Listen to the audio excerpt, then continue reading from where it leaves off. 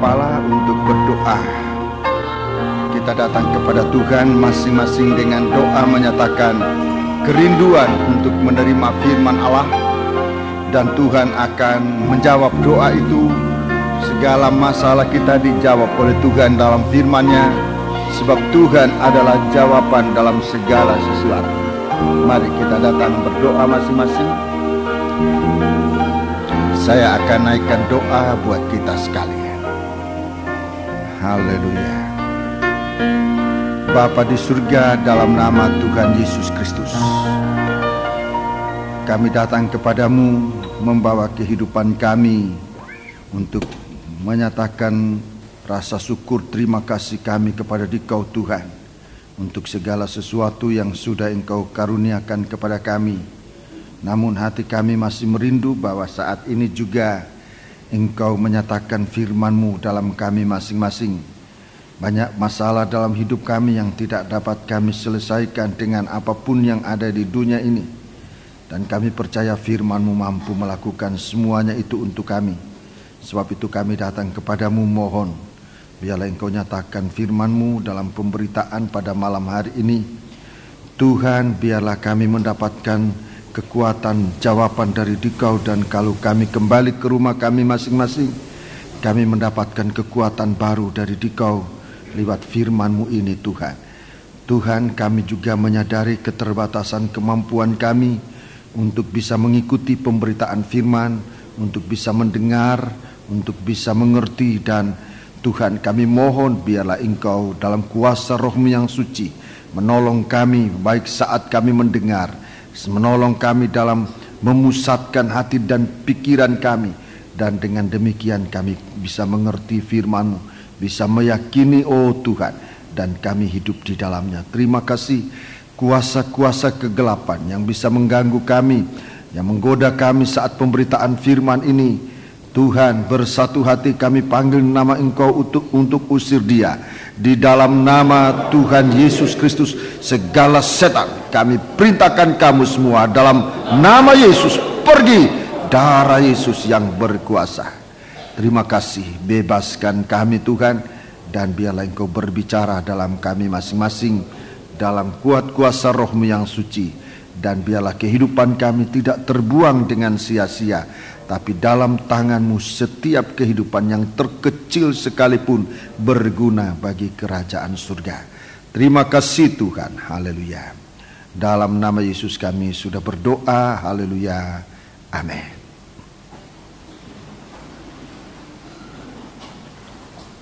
Sidang jemaat yang dikasihi Tuhan, rekan-rekan hamba Tuhan yang datang dalam kebaktian, kita bersekutu pada malam hari ini, kita berbakti bersama-sama. Saya menyampaikan salam sejahtera dan selamat berbahagia dalam menerima sabda Tuhan dalam nama Tuhan Yesus Kristus. Baiklah, kita duduk dengan tenang untuk saat ini dapat kita gunakan untuk mendengarkan firman Tuhan. Mungkin masih banyak urusan pekerjaan-pekerjaan yang tadinya belum terselesaikan, tapi biarlah kita berada di sini saat ini menggunakan waktu ini untuk mendengarkan firman Tuhan. Sebab banyak dalam pengalaman mulai dari zaman perjanjian lama, di saat berbicara, di saat kita sibuk mendengarkan firman Tuhan, di saat kita menyibukkan diri dengan firman Allah, saat itu Tuhan firman itu bekerja untuk menyelesaikan segala masalah kita. Dan kalau kita kembali, kita akan melihat kemuliaan Allah di dalamnya, dan jiwa kita dihiburkan dan dikuatkan oleh Tuhan. Sebab itu saudara-saudaraku, marilah kita mau duduk dengan tenang untuk saat ini kita bisa mendengarkan firman Tuhan dengan sebaik-baiknya. Dan saudara-saudaraku, sebelum saya menyampaikan firman Tuhan, saya tetap mengajak saudara-saudara dengan rasa penuh terima kasih kepada Tuhan bahwa kesediaan saudara-saudara untuk turut memikirkan, mendoakan ini, yang terutama mendoakan kebaktian persekutuan yang akan diadakan di Jayapura ini benar-benar suatu kepercayaan Tuhan bagi kita sidang jemaat ini, bagi rekan-rekan hamba Tuhan yang ingin melibatkan diri dalam kebaktian kebangunan rohani di Jayapura. Kita sekarang berada pada tahap persiapan, saudara-saudaraku banyak yang dipersiapkan. Saudara-saudaraku baik kita bersiap di sini di Surabaya mengatur segala sesuatu, dan juga panitia lokal yang ada di Jayapura, mereka juga bekerja hari-hari ini untuk mempersiapkan banyak hal, akomodasi, konsumsi dan sebagainya. Sebagian saudara-saudara kita telah meninjau ke sana dan mereka sudah kembali dengan membawa hasil-hasil yang sangat berguna bagi kita sekalian. Kita lanjutkan, kita tindak lanjuti hal ini dengan berdoa, terus berdoa, dan saudara-saudara yang tergerak hatinya untuk mengambil bagian berpuasa, ini pun saya sangat mengharapkan dan memohon biarlah kita gunakan kesempatan ini nanti ketua tim doa untuk bisa mengaturkan semua ini, segala sesuatu biarlah diatur agar doa dan penyembahan kita bisa menyatu disertai dengan puasa-puasa itu. Kita sudah mengalami bagaimana kekuatan Tuhan yang dinyatakan dalam kita sekalian. Kalau setiap kegiatan-kegiatan ini kita melibatkan kerjasama dengan Tuhan, kerjasama dengan kita semua, sidang jemaat ini juga sangat dibutuhkan.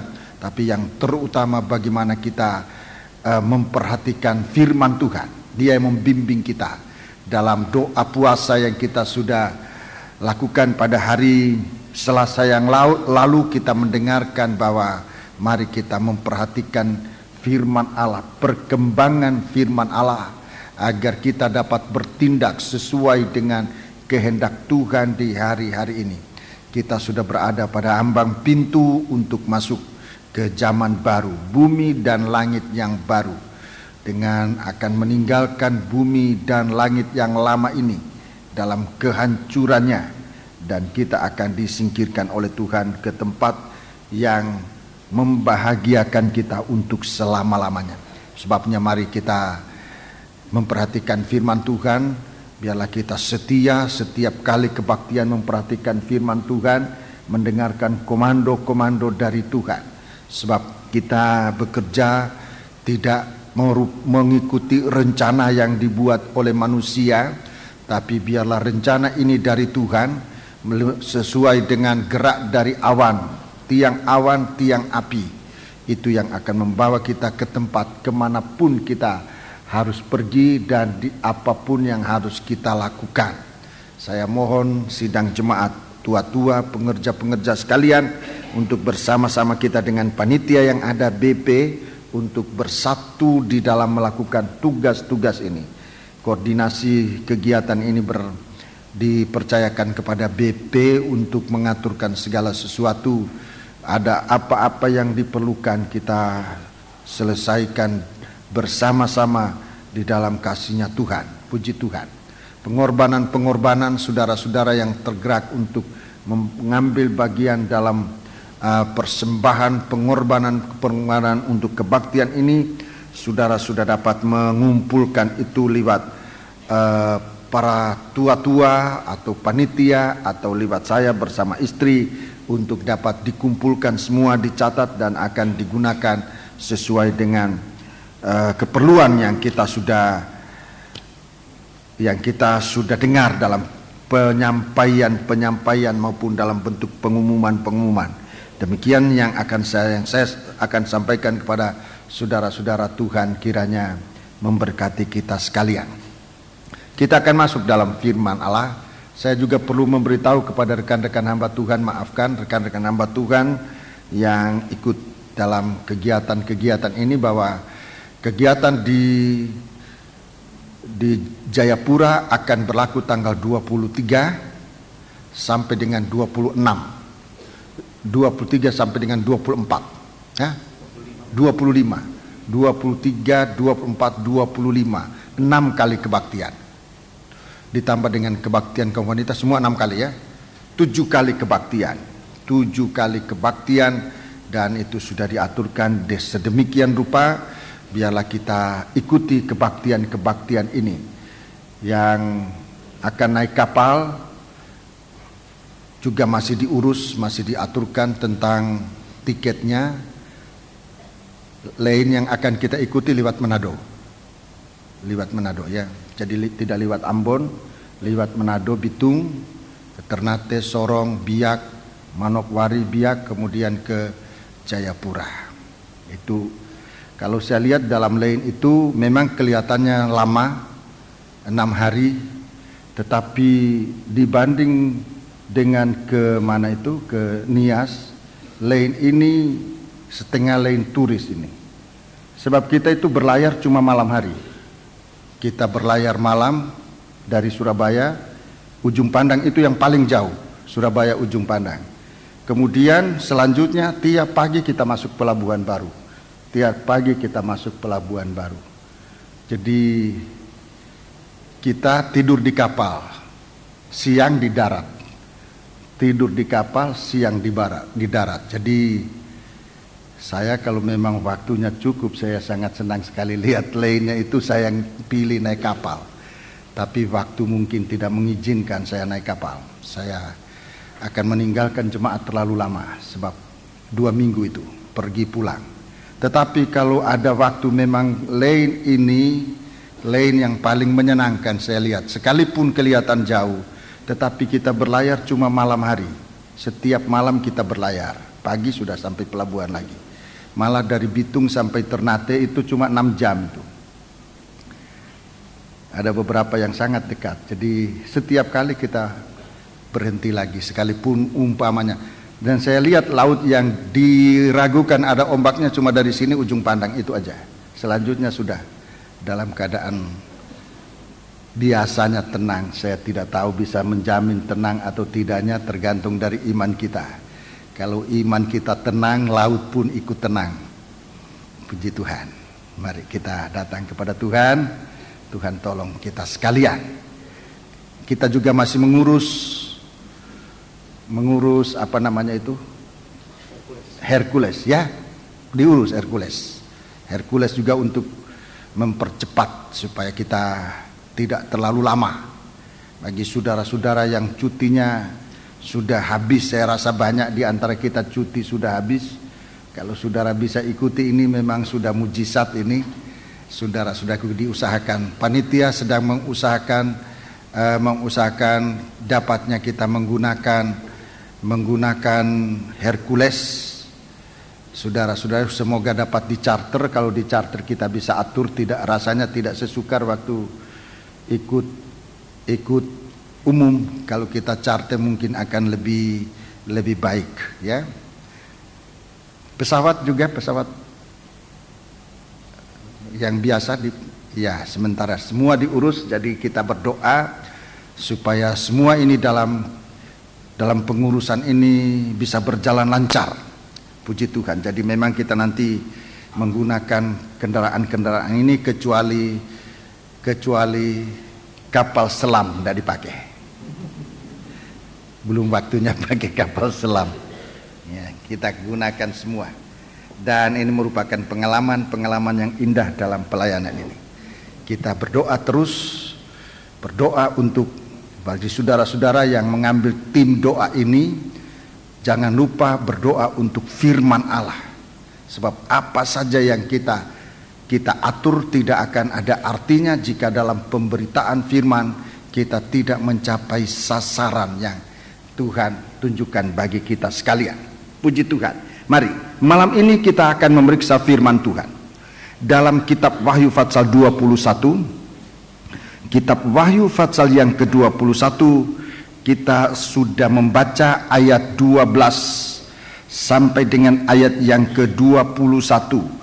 Ayat 12 sampai dengan ayat 21 kita akan baca kembali, saudara-saudaraku, sekalipun pada waktu yang lalu kita sudah baca, tetapi kita akan baca kembali di hari-hari ini. Ayat 20, Fatsal 21 ayat 12 sampai ayat yang ke-21. Dan temboknya besar lagi tinggi, dan pintu gerbangnya 12 buah.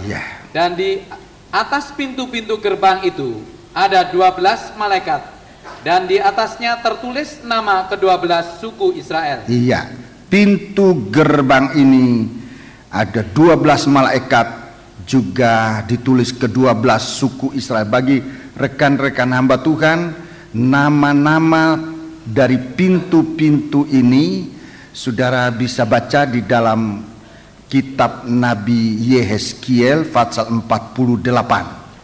Pasal 48 ayat 30 sampai 35. Di sana nama-nama dari tiap pintu-pintu ini. Coba ayat 13. Di sebelah timur terdapat 3 pintu gerbang. Di sebelah timur ada 3 pintu gerbang. Dan di sebelah utara 3 pintu gerbang. Sebelah utara ada pintu gerbang terus. Dan di sebelah selatan 3 pintu gerbang. Sebelah demikian ada pintu gerbang. Dan di sebelah barat 3 pintu gerbang. Ada 3 pintu gerbang. Jadi ada 12 pintu gerbang. 4 kali 3. 4 kali 3 pintu gerbang. Angka-angka ini saudara dalam Alkitab mempunyai arti.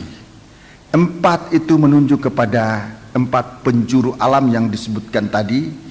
Timur, barat, utara, dan selatan. Disebutkan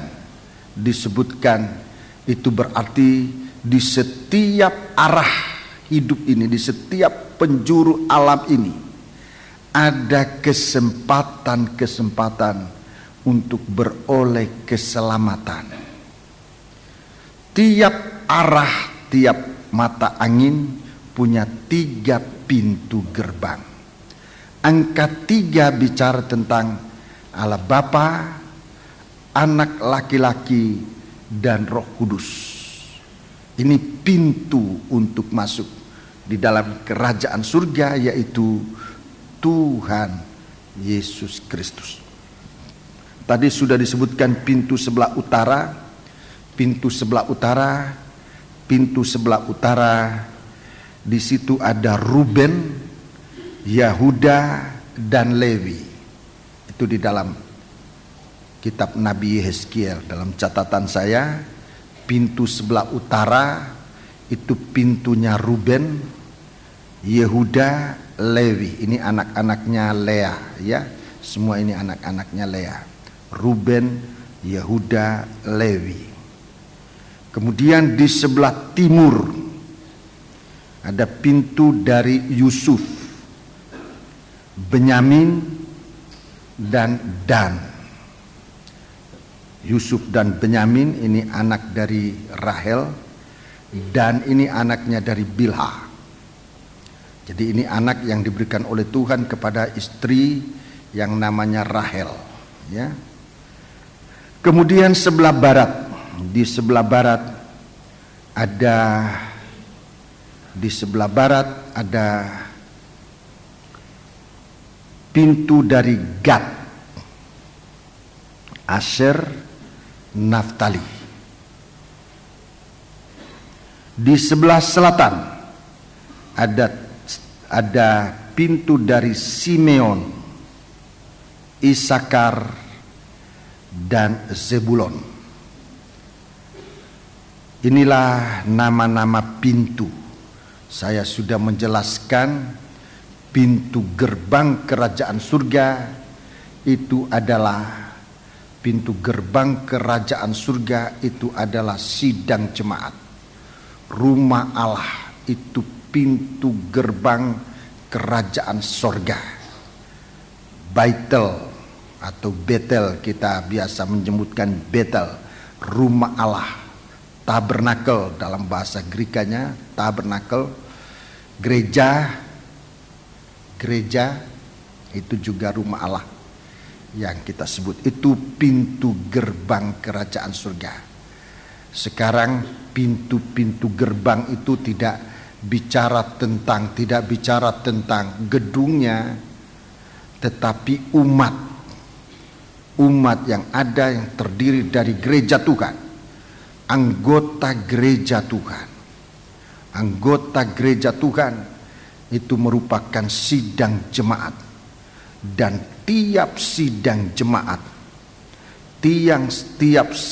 jemaat ditempatkan seorang malaikat.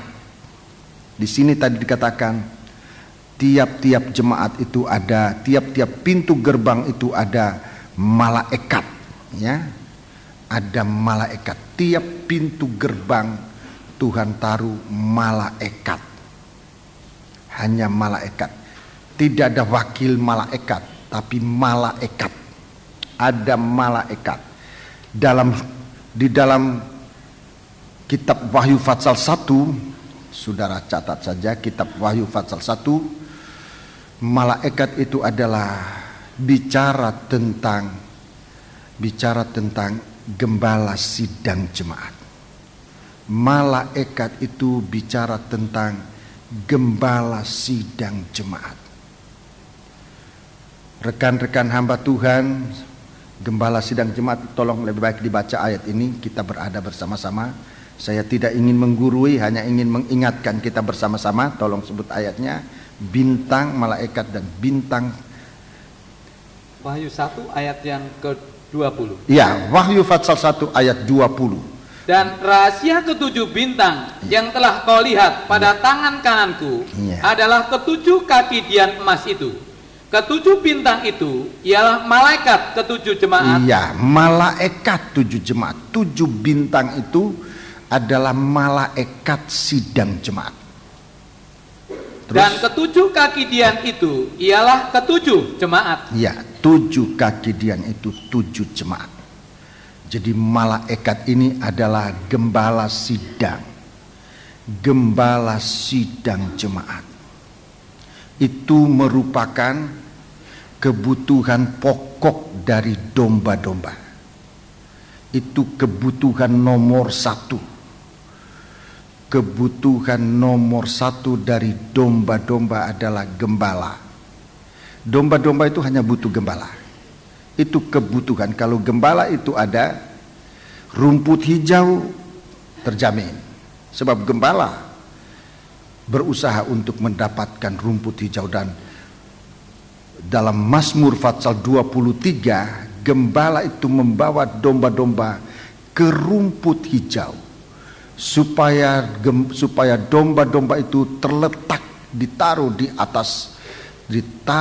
atas rumput hijau, ditaruh dalam firman Allah, menempatkan domba-domba tepat sesuai dengan firman. Dan domba-domba diatur bukan oleh peraturan manusia. Kalau Raja Daud mengatakan dia membaringkan aku di atas rumput, ini saudara-saudaraku, bagaimana Tuhan menempatkan kita untuk hidup damai dalam tuntunan firman Allah. Ini bukan peraturan manusia. Bukan peraturan manusia. Gereja Tuhan itu ditempatkan bukan di dalam peraturan ini jangan itu, bukan. Tapi gereja Tuhan, anggota sidang jemaat, domba-domba itu ditaruh oleh Tuhan di tempat yang banyak rumput, di dalam firman. Firman itu yang mengatur kita. Firman itu yang membuat kita damai sejahtera. Gembala itu memimpin kita ke air yang jernih. Firman gembala itu yang membawa kita ke tempat penggembalaan, ke tempat di mana kita akan ada di dalam kandang untuk berhenti dan sebagainya. Bahkan kalau kita pun melewati lembah bayang-bayang maut sekalipun, tidak perlu takut sebab gembala itu memimpin. Jadi ini tugas kita sebagai gembala, rekan-rekan gembala, supaya kita dapat mengasihi sidang jemaat. Mengasihi sidang jemaat membutuhkan kita, agar kita tidak seenaknya meninggalkan sidang jemaat tanpa penggembalaan. Ini gembala itu kebutuhan pokok dari sidang jemaat. Itu kebutuhan pokok, saudara-saudaraku. Dan gembala ini juga memberikan kita makanan. Dia menyiapkan hidangan. Untuk apa hidangan ini? Untuk jemaat itu, domba-domba itu mampu melawan seterunya. Jadi kalau sekalipun ada percobaan, ada serangan, tetapi kalau gembala tahu memberi makan domba-domba, saudara-saudaraku, yang dapat menyelesaikan segala masalah dari sidang jemaat, dari domba-domba, adalah firman Allah yang ia makan, yang ia terima. Sejauh mana dia dapat menerima firman Allah, sejauh itu kekuatan untuk dapat mengatasi segala lawan. Saya rasa lebih baik dibaca ayat yang sudah sering kita baca ini, tidak ada ruginya kita mengulang-ulangi membaca.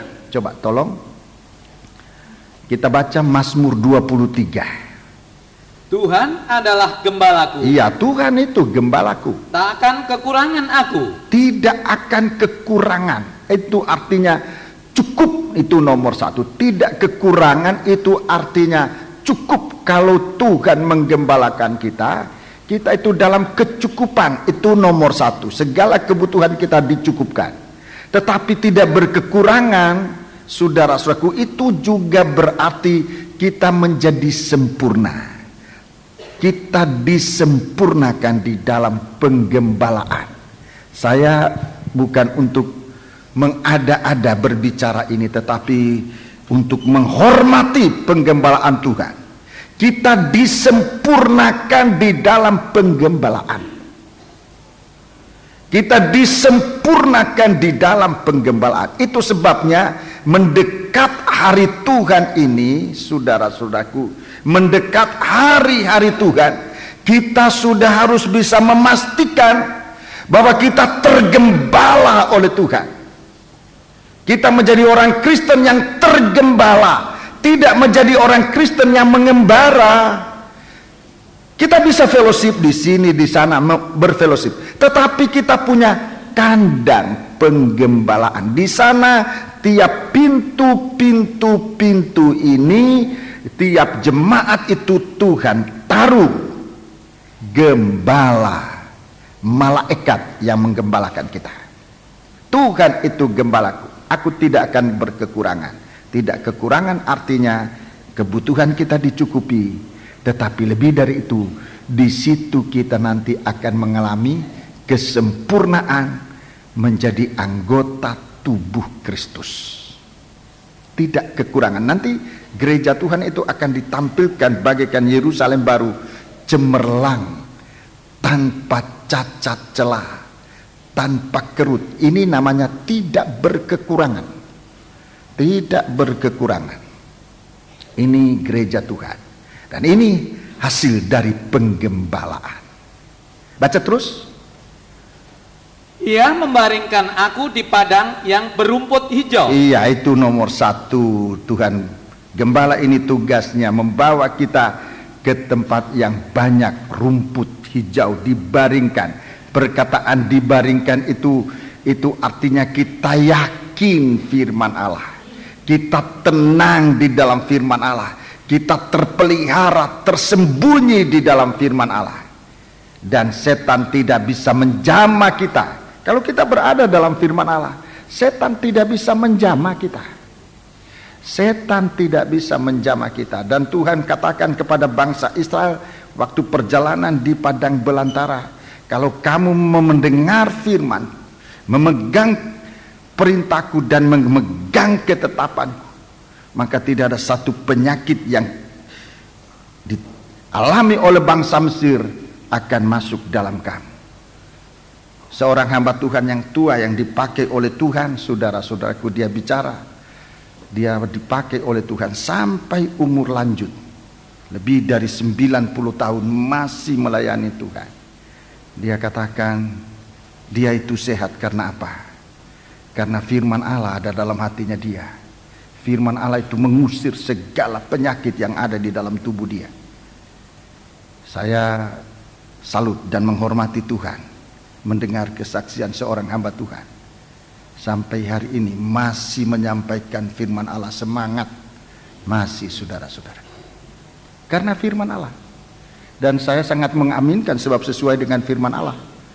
Dalam Keluaran pasal yang ke-15. Kalau kamu mendengar firman, memegang perintah Tuhan, maka segala penyakit yang ditimpakan di negeri Mesir itu tidak akan masuk dalam kamu. Karena akulah tabibmu. Dia membaringkan kita di tempat yang banyak rumput. Baca terus. Ia membimbing aku ke air yang tenang. Membimbing aku ke air yang tenang. Ia menyegarkan jiwaku. Ia menyegarkan jiwaku. Terus? Ia menuntun aku di jalan yang benar oleh karena namanya. Ia menuntun aku ke jalan yang benar oleh karena namanya. Ini makanya gembala ini sangat kita butuhkan. Gembala yang ditetapkan oleh Tuhan. Itu sangat dibutuhkan oleh domba-domba. Ia membimbing kita ke jalan yang benar. Terus? Sekalipun aku berjalan dalam lembah kekelaman, aku tidak takut bahaya. Iya, sekalipun berjalan dalam lembah maut, lembah kekelam, aku tidak takut bahaya. Sebab engkau besertaku. Ya, engkau besertaku. Gadamu dan tongkatmu, itulah yang menghibur aku. Terus. Engkau menyediakan hidangan bagiku. Engkau menyediakan hidangan, nah, ini makanan. Dia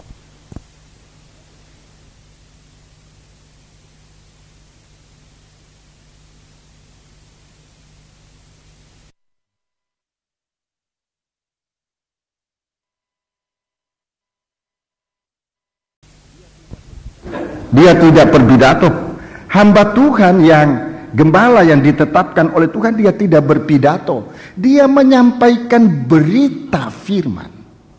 Dia menyampaikan berita firman Allah. Sebab lebih dahulu dia berada di hadapan Tuhan. Saudara lihat bagaimana Musa waktu dia memimpin bangsa Israel untuk menerima satu yang besar, yaitu 2 loh batu dan tabernakel. Lebih dahulu dia yang menghadap hadirat Tuhan. Baru Tuhan kasih dia firman. Inilah firman yang akan kamu sampaikan. Jadi hamba Tuhan gembala itu bukan berpidato. Dia menyampaikan berita firman dari Tuhan. Berita. Kalau hamba Tuhan ini sibuk dengan banyak perkara yang lain, dia tidak ada kesempatan untuk menerima berita. Berita dari surga. Dan kalau dia berkhotbah nanti, dia tidak menyampaikan firman. Banyak hal-hal yang lain saya tidak akan sampaikan di forum semacam ini. Kalau di sekolah Alkitab saya sampaikan secara belak-belakan, ya. Sebab nanti jadi hamba Tuhan untuk tidak ngawur dalam berkhotbah, ya. Menyampaikan berita. Lebih dahulu banyak duduk mendengar firman. Gembala lebih dahulu membaca firman. Gembala mendengarkan berita. Kalau dia menyampaikan firman, dalam khotbah itu ada berita yang didengar dari surga. Ya, ini dimakan oleh sidang jemaat. Untuk apa? Ulangi ayat itu. Ia menyediakan. Engkau menyediakan hidangan bagiku. Engkau menyediakan makanan. Menyediakan hidangan makanan itu firman. Engkau memberi aku makan untuk apa?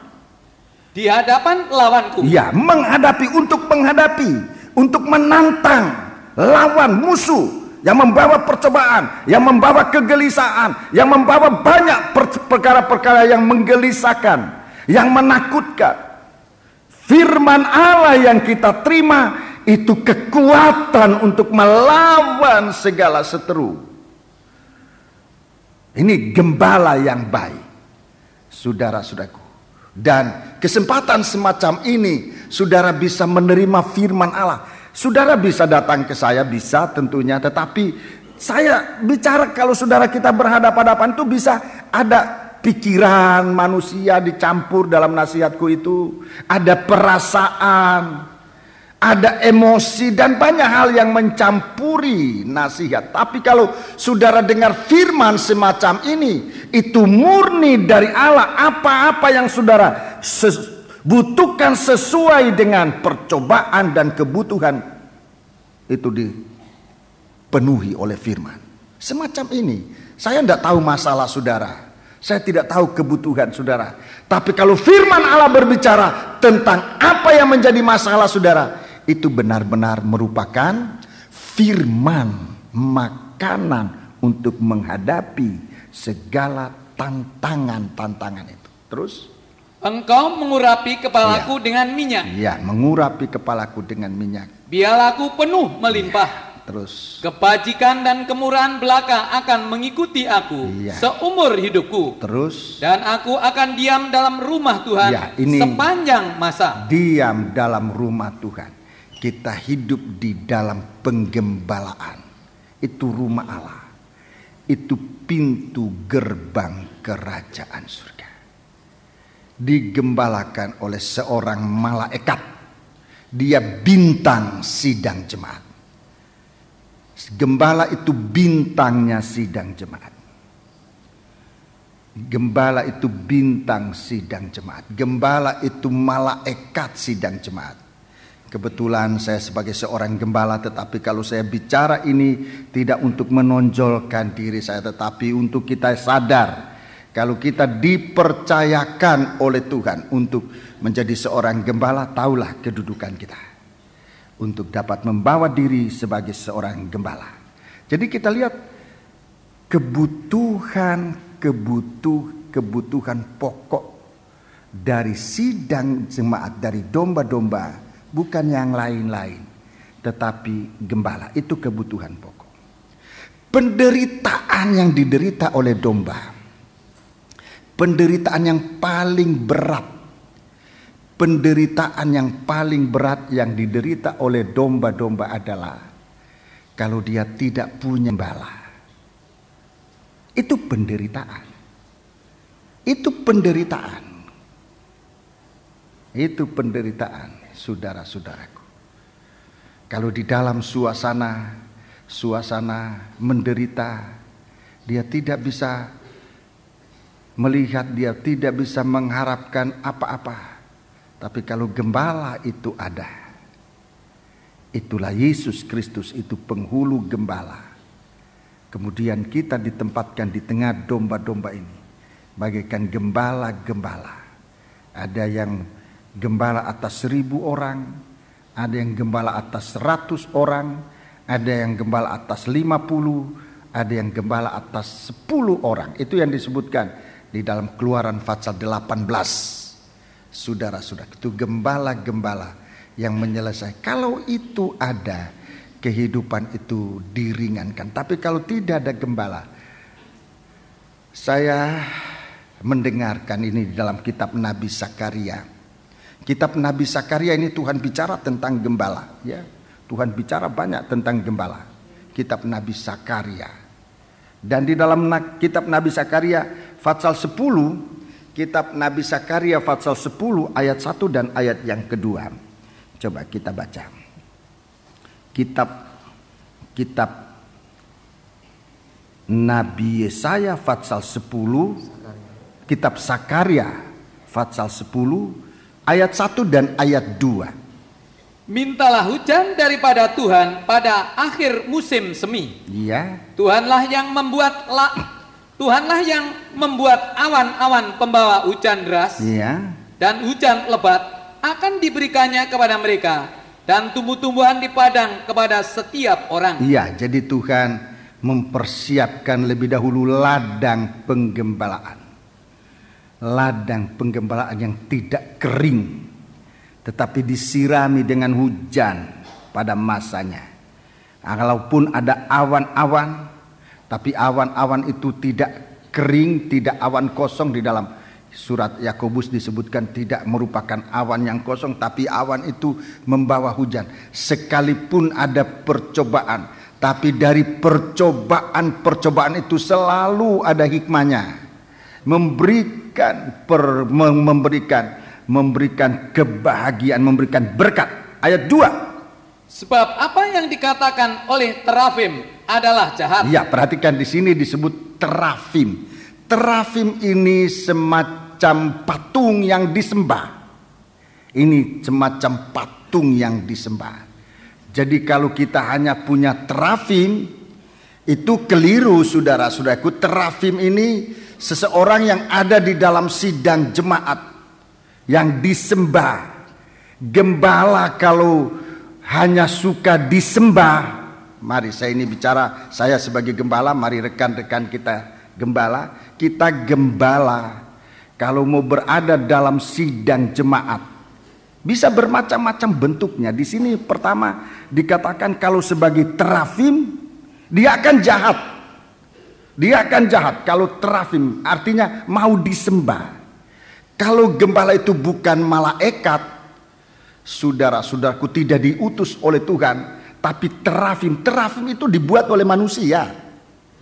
Berhala itu dibuat oleh manusia, ada yang dari kayu, ada yang dari logam, ada yang dari besi, tergantung mana. Kita mau buat di situ terafim dari mana? Dari emas boleh, dari kayu boleh, kalau mau dia main kayu boleh. Kalau dia dari besi keras boleh, tongkat besi, wah bisa terafim mau disembah.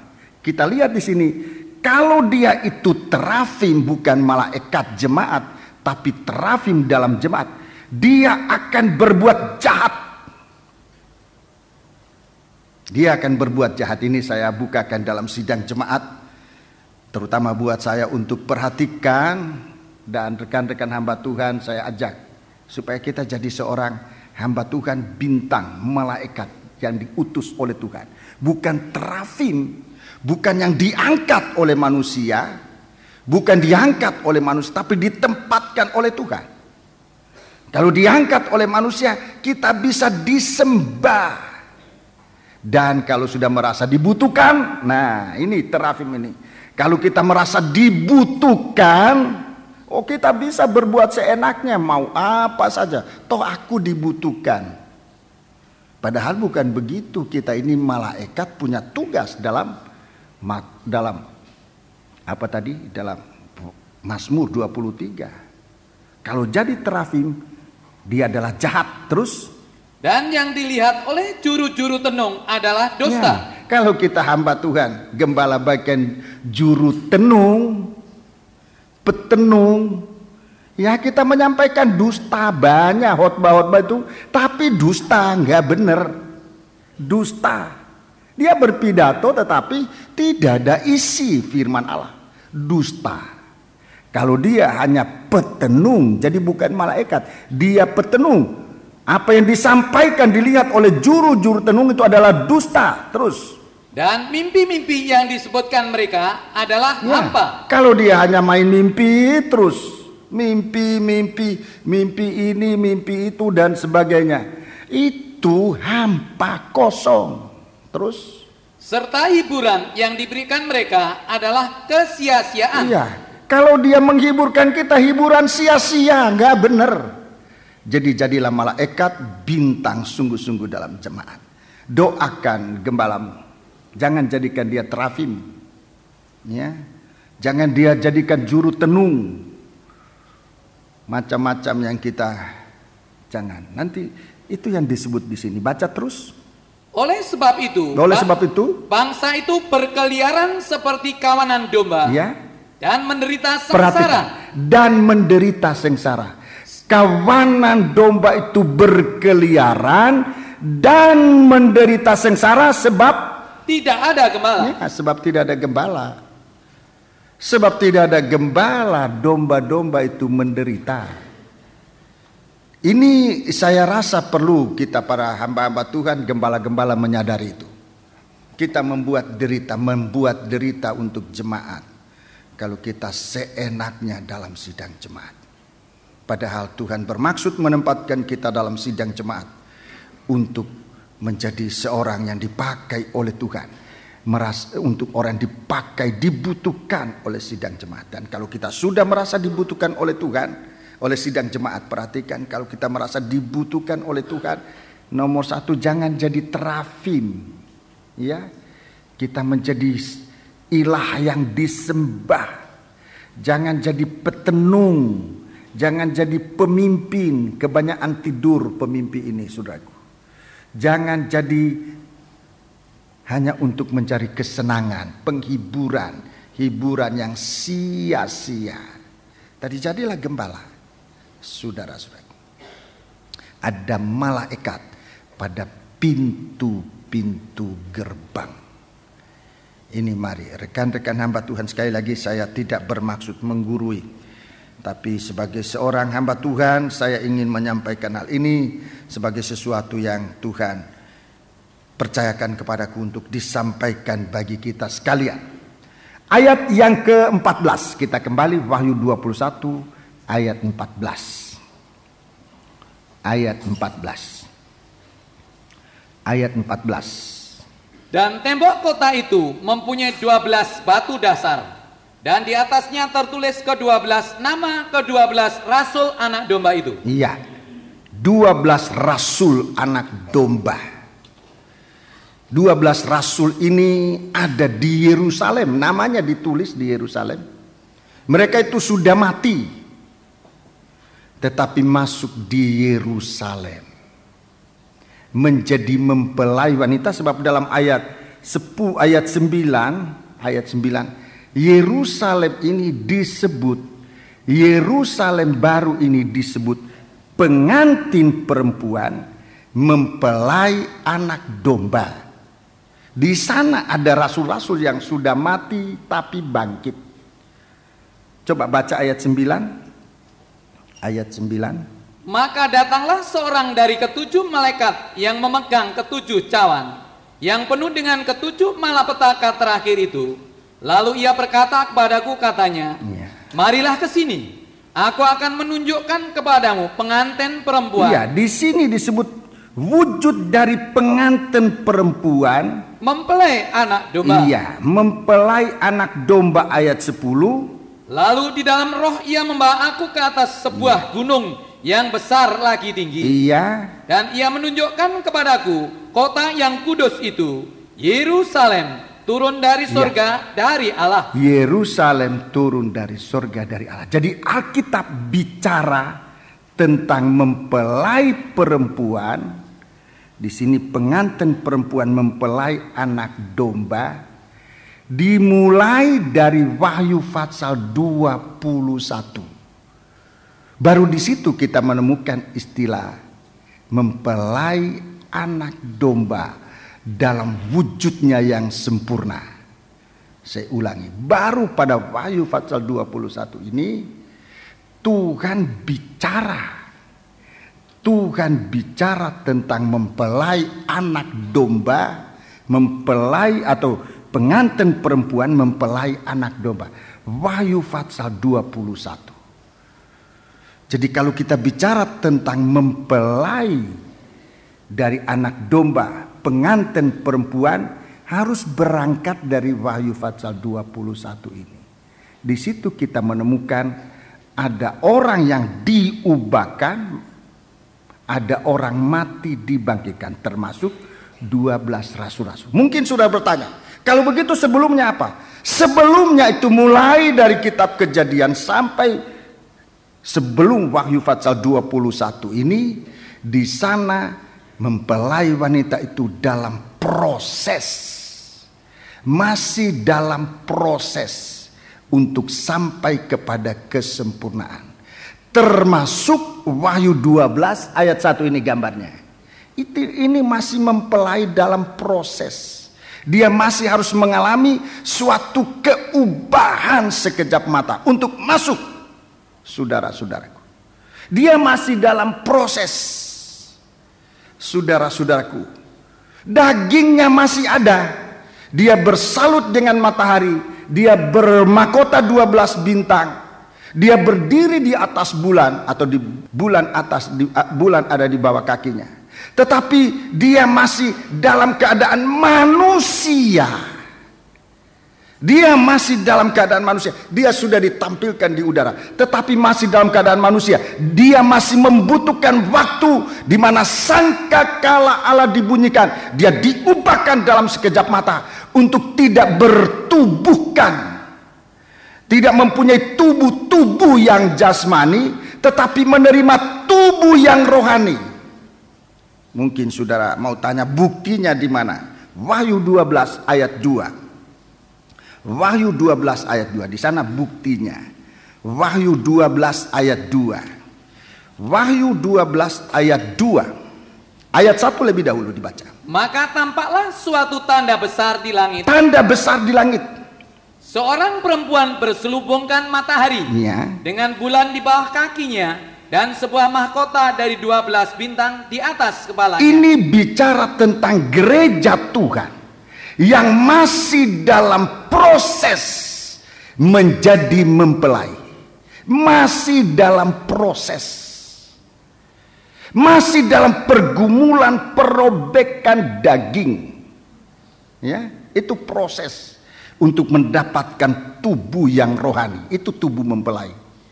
Jadi di sini dalam ayat 1 ini dia ditampilkan dalam keadaan berselubungkan matahari, bulan di bawah kaki, sebuah mahkota di atas kepalanya. Saudara-saudaraku, dia adalah gereja Tuhan yang masih di dalam proses untuk menjadi mempelai yang sempurna, yang yang bercahaya, tanpa cacat celah, tanpa kerut dan sebagainya.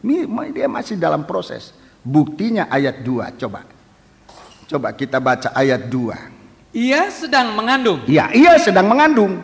Dan dalam keluhan dan penderitaannya. Perhatikan, istilah ini istilah daging. Dia masih dalam penderitaan. Dia sedang mengandung dan dalam keluhan dan dalam penderitaannya. Hendak melahirkan, ia berteriak kesakitan. Ini kan masih dalam tubuh ini. Masih di dalam tubuh ini. Jadi Wahyu pasal 20, pasal 12 ini masih dalam keadaan tubuh manusia fana ini. Masih rasa sakit. Masih rasa menderita. Mengapa? Sebab dia masih dalam proses untuk memiliki tubuh yang tidak akan menderita semacam ini. Dia tidak akan berkeluh kesah lagi. Wahyu pasal 21, mempelai ini baru dikatakan dia bebas dari hidup lama ini. Dalam Wahyu pasal 21, di sini dia masih mengeluh, di sini dia masih menangis, di sini dia masih menderita. Sama seperti kita sekarang ini. Kita katakan mempelai, tetapi masih rasa lapar, masih ada sakit, masih ada banyak yang masih dialami oleh gereja Tuhan. Kalau kita jujur mengakui demikian keadaan gereja Tuhan ini, saudara-saudaraku, masih dikuasai oleh daging ini. Sebab apa? Sebab kita masih dalam proses perobekan daging. Kita masih masuk dalam penyembahan untuk perobekan daging ini. Dan kalau daging ini sudah dinyatakan kalah, sudah robek, kita memiliki tubuh yang sempurna. Itu yang disebut dalam Wahyu pasal 21, manusia baru. Wahyu pasal 21 tidak sama dengan ini. Wahyu pasal 21, manusia itulah gereja Tuhan nanti. Tidak seperti itu lagi. Itu sebabnya kalau kita bicara tentang mempelai wanita, kita mulai dari Wahyu pasal 21. Coba kita baca ayat 2.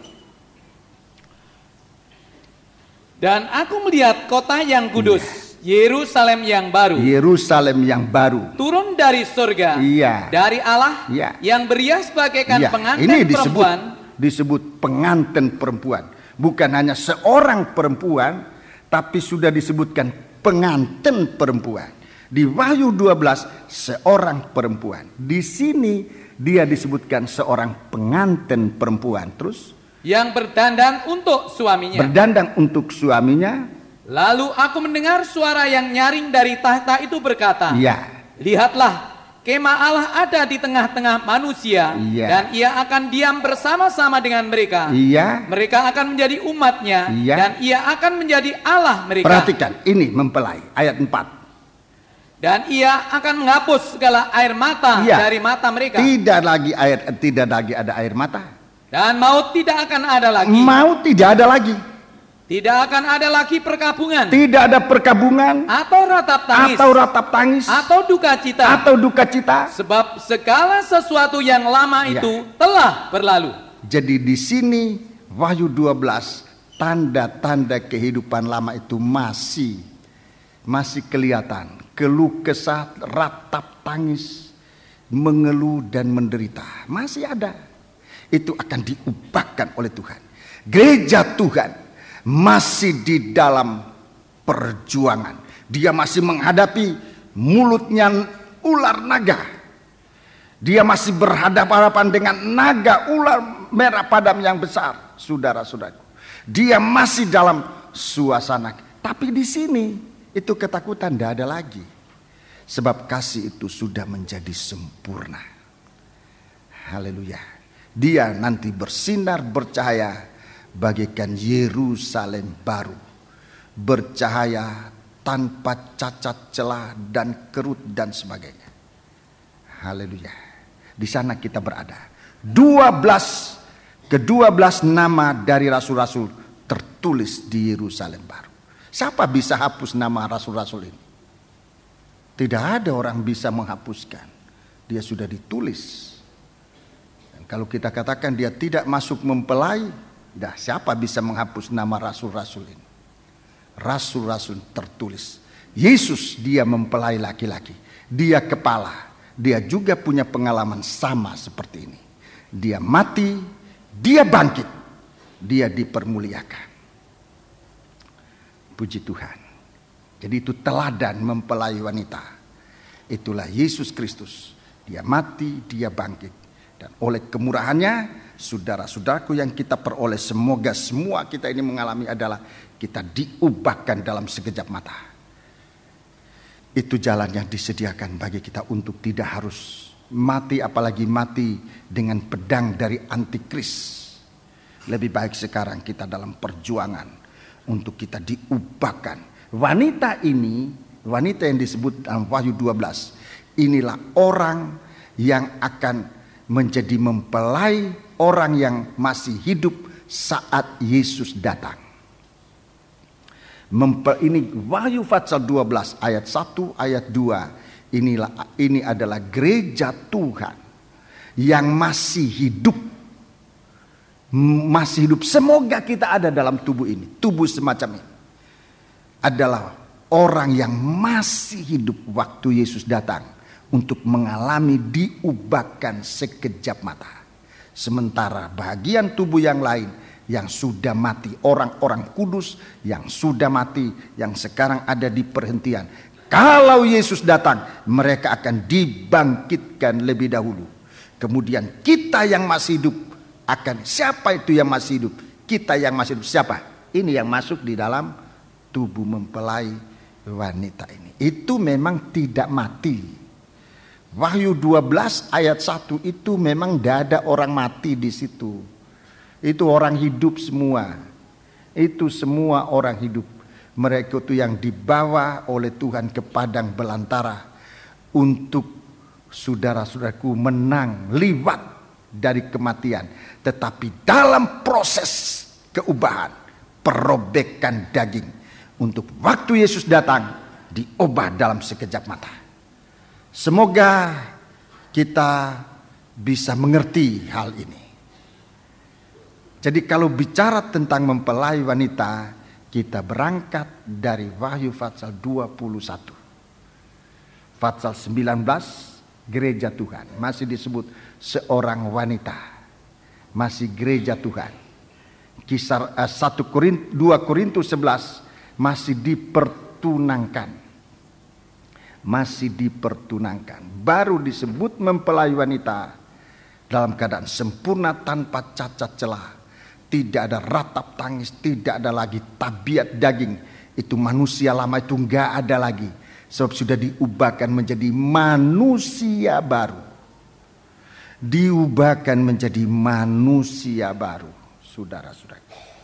Jadi kalau kita bicara, kita lihat di sini ayat 14. Dasar tembok itu mempunyai dasar yang tertulis ke-12 rasul anak domba itu. Pada hari Minggu saya sudah mulai bicara tentang dasar ini. Tentang dasar batu-batu yang mulia, batu-batu yang indah. Batu-batu yang indah. Temboknya besar lagi tinggi, tapi dasarnya dalam ayat yang ke-18, dasarnya ini adalah dari batu-batu. Coba tolong baca. Tembok itu terbuat dari permata yaspis. Iya, permata yaspis. Dan kota itu sendiri dari emas tulen, iya, bagaikan kaca murni. Terus. Dan dasar-dasar tembok kota itu dihiasi dengan segala jenis permata. Iya, dengan jenis permata. Dasar yang pertama batu jaspis. Dasar pertama batu jaspis. Dasar yang kedua batu nilam.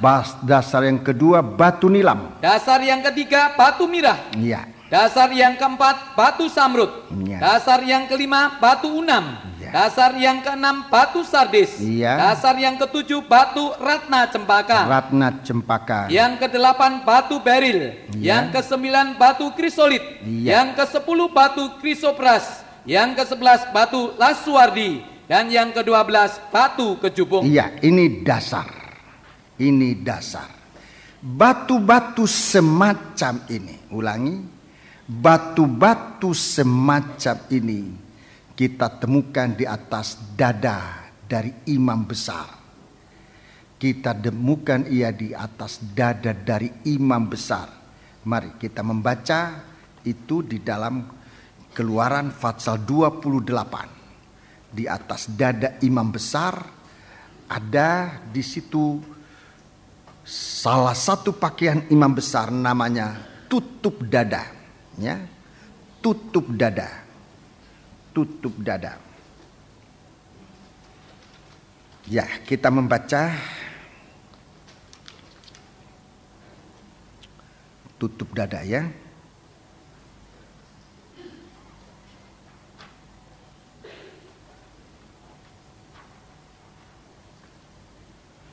Kita membaca ayat 15 sampai dengan ayat yang ke-16 lebih dahulu, ya. Haruslah engkau membuat tutup dada pernyataan keputusan, Ya. buatan seorang ahli. Buatannya sama dengan baju efod. Ya. Demikianlah harus engkau membuatnya, yakni dari emas, kain ungu tua, kain ungu muda, kain kermisi, dan lenan halus yang dipintal benangnya. Haruslah engkau membuatnya. Ya, ini tutup dada itu sama dengan baju imam besar. Sama, warnanya sama dengan baju imam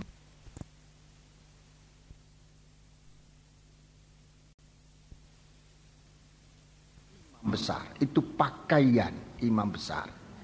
Saudara-saudaraku. Jadi saudaraku, dalam kehidupan kita ini, dalam kehidupan kita sehari-hari sebagai anggota gereja Tuhan, tubuh dari Yesus Kristus, tubuh dari anak domba, tubuh dari Kristus Yesus. Saudara-saudara, kita mempunyai pakaian semacam ini. Saudara-saudaraku, ayat yang ke-17 atau ayat 16. Haruslah itu 4 persegi, lipat 2, sejengkal panjangnya dan sejengkal lebarnya. Ya, di sini hanya disebut panjang dan lebar. Yerusalem baru, panjang, lebar dan tinggi sama, ya. Panjangnya sama dengan lebarnya, sama dengan tingginya. Saya belum akan jelaskan itu. Mari kita sekarang baca ayat 17. Haruslah kau tatah itu dengan permata tatahan. Ya. 4 jajar permata. 4 jajar permata. Permata yaspis merah, Ya. krisolit, Ya. malakit. Itulah jajar yang pertama. Terus. Jajar yang kedua, permata batu darah, lasurit, yaspis hijau. Jajar yang ketiga, permata ambar, akik, kecubung.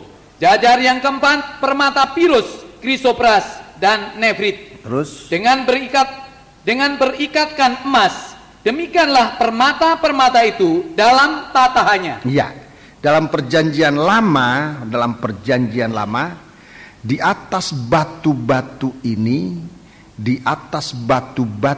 disebut nama-nama orang Israel. Coba kita baca ayat 21.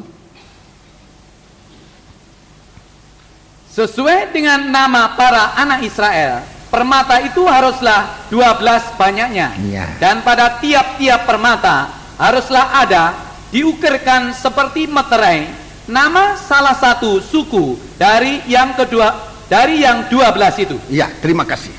Jadi dalam perjanjian lama disebut nama-nama bangsa Israel, saudara suku, ditulis dalam batu-batu. Dalam Wahyu pasal 12, dalam Wahyu pasal yang ke-21, Wahyu pasal 21. Wahyu pasal yang ke-21. Wahyu pasal yang ke-21. Wahyu pasal yang ke-21. Di situ ditulis nama dari ke-12 rasul anak domba. Nama dari ke-12 rasul anak domba. Semoga guru-guru sekolah minggu bisa hafal nama-nama rasul. Bisa? Mana guru sekolah minggu? Saya minta tolong sebutkan nama-nama rasul. Popenkast bisa menyebut nama-nama 12 rasul anak domba. Murid sekolah Alkitab, siswa-siswi bisa menyebut? Tidak bisa. Ya apa sih? Bisa? Hayo, coba salah satu berdiri. Jangan cuma bisa di tempat, tunjukkan kebisaanmu. Ya, 12 rasul anak domba itu semuanya, dengarkan baik-baik, semuanya bangsa Israel. Jadi rasul anak domba ini dalam perjanjian baru itu semua bangsa Israel. Di sini nama-nama 12 rasul ini, saya mohon ini diikuti dengan baik-baik. Kalau tidak ikuti dengan baik-baik sulit pengertiannya, tapi Tuhan akan nolong kita. Di sini 12 rasul-rasul ini membawa nama-nama dari Israel. Ditulis dalam setiap batu-batu ini. Nama dari 12 rasul. Nama orang-orang Israel. Tidak ada orang kafir di situ. Orang Manado tidak ada di situ ditulis namanya. Orang Jawa nggak ada. Orang India nggak ada. Orang apa saja, sebut saja orang apa selain dari orang Israel, tidak disebut. Itu milik kepunyaan Allah, saudara-saudaraku. Itu miliknya Tuhan. Haleluya. Jadi dasar ini dari 12 rasul. Buat kita sekarang sudah tidak usah kecil hati. Orang Manado tidak usah kecil hati. Orang apa tadi yang saya sudah sempat sebutkan, tidak usah kecil hati. Sebab nama-nama ini, saudara-saudaraku, bicara tentang firman Allah dalam perjanjian baru ini. Firman Allah dalam perjanjian baru yang sempat dikirim oleh Tuhan lewat rasul-rasul ini sampai kepada kita bangsa kafir. Jadi tidak usah sakit hati kita, itu kita punya batu ini apa namanya, ratna cempaka kah, atau sardis, atau apa lagi, unam, zamrud, ada banyak. Saudara-saudaraku, di situ semua nama-nama dari bangsa Israel, seperti yang disebut dalam perjanjian lama, itu nama-nama dari Israel, saudara-saudaraku. Tetapi mari kita lihat zaman perjanjian baru. Zaman perjanjian baru. Kita kembali dalam Wahyu 21. Wahyu 21. Ayat 21, gampang kita mengingat.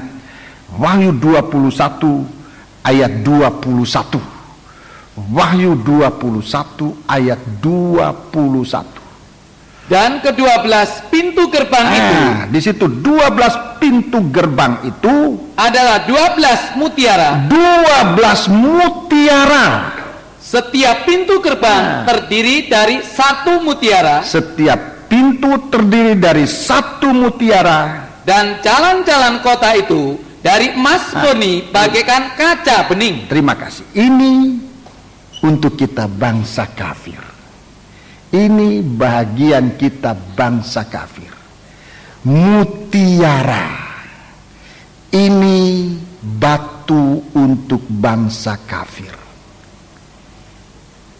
Anak-anak Ibrahim yang terdiri hanya dari pasir-pasir. Ini mutiara. Bangsa kafir yang tadinya berada di dasar laut yang dalam. kejatuhan terlalu dalam, di dalam lautan yang paling dalam. Saudara-saudaraku, kalau saudara ke Ambon, di sana ada laut yang dalam. Lautan di Ambon itu laut dalam. Di situ ada tiram mutiara, dari dalam tiram itu didapatkan mutiara dari laut yang paling dalam. Kehidupan kita yang pernah mengalami terhilang dari hadapan Tuhan. Inilah bangsa kafir. Kehidupan yang tenggelam terlalu dalam. Tapi Tuhan tidak lupakan kita. Tuhan tidak lupakan kita. Bahagian indah dari bangsa Israel ini. Bahagian indah dari bangsa Israel ini dikirim untuk juga menjadi bahagian kita. Untuk berada di Yerusalem baru itu. Dan tidak tanggung-tanggung, di sini disebutkan menjadi pintu gerbang. 12 mutiara itu, 12 pintu gerbang itu dari mutiara. Jemaat-jemaat, hamba-hamba Tuhan yang nanti akan muncul akhir zaman ini, saudara-saudaraku, untuk menceritakan, untuk menyaksikan tentang Yerusalem baru itu, untuk mengakhiri penampilan Yerusalem baru ini, saudara-saudaraku. Nanti ini kegiatan bangsa kafir itu ada di situ. Kegiatan bangsa kafir ada di situ. Saudara, nanti yang naik kapal akan lewat di atas laut yang dalam ini. Hitam. Laut yang begitu dalam. Tapi di dasar laut itu ada tiram yang memproduksi mutiara-mutiara. Bagaimana Tuhan sedang mengerjakan kita bangsa kafir ini, saudara-saudaraku, untuk tidak dibuang, diinjak-injak, bahkan menjadi makanan daripada ular itu. Tetapi pasir-pasir ini akan berada dalam mengalami proses dari mutiara ini. Dan begitu dia berada pada tubuh mutiara, dia melukai mutiara ini, tiram ini. Yesus Kristus yang punya luka yang paling dalam adalah luka yang dibuat oleh bangsa kafir. Ada 5 luka Tuhan di atas kayu salib. Di tangan kiri kanan, di kaki kiri kanan 4. Itu untuk bangsa Israel. Dengan 4 luka di atas kayu salib, Yesus sudah mati. 4 luka. Di tangan kiri kanan 2, kaki kiri kanan jadi 4. Yesus sudah mati di atas kayu salib untuk menggenapkan Taurat yang dilanggar oleh bangsa Israel. Tapi waktu bangsa kafir melihat Yesus sudah mati, tetapi dia belum punya bahagian dari 4 jejer perhiasan batu-batu yang indah itu. Dia tidak punya. Dari timur, barat, dan utara, dia tidak punya jalan keluar. Tidak ada jalan untuk masuk ke Yerusalem baru. Itu sebabnya dia membuat luka yang terakhir. Tolong baca Yohanes 19 ayat 32 kalau saya tidak salah. Yohanes pasal 19. Ini luka yang paling dalam. Yesus sudah mati. Yohanes 19 ayat 34 ayat 34. Mulai ayat 32. Mulai ayat 32, 33, 34. Maka datanglah prajurit-prajurit itu. Datanglah prajurit, ini tentara Romawi, ini jelas orang kafir. Lalu mematahkan kaki orang yang pertama. Iya, kaki orang pertama. Dan kaki orang yang lain. Iya. Yang disalibkan bersama-sama dengan Yesus. Perhatikan. Tetapi ketika mereka sampai kepada Yesus dan melihat bahwa ia telah mati. Yesus sudah mati dengan 4 luka di kaki kanan kiri, di tangan kanan kiri. Yesus sudah mati. Terus mereka tidak mematahkan kakinya. Tidak mematahkan kakinya. Ayat 34 sekarang, perhatikan. Tetapi seorang dari antara prajurit itu menikam lambungnya dengan tombak, menikam lambungnya dengan tombak, dan segera mengalir keluar darah dan air. Darah dan air. Ini saudaraku tempatnya bangsa kafir, di luka yang paling dalam, luka yang menembus sampai di jantungnya Tuhan. Saya pernah menanyakan kepada seorang dokter, bagaimana itu darah dan air ini keluar? Itu darah yang melukai, keluar dari jantung yang luka. Saya tidak tahu benar tidaknya, dia yang nerangkan saya. Tapi saya benar itu, saya rasa benar itu. Itu luka menembus sampai di jantung hatinya Tuhan. Luka yang sampai menjamah kasih sayangnya Tuhan untuk bangsa kafir. Tidak hanya darah keluar, tapi darah dan air. Itu yang melahirkan bangsa kafir. Itu melahirkan bangsa kafir untuk hidup baru. Darah itu bicara tentang pertobatan. Dari lambung Tuhan keluar darah dan air. Darah itu untuk pertobatan. Darah itu untuk pertobatan.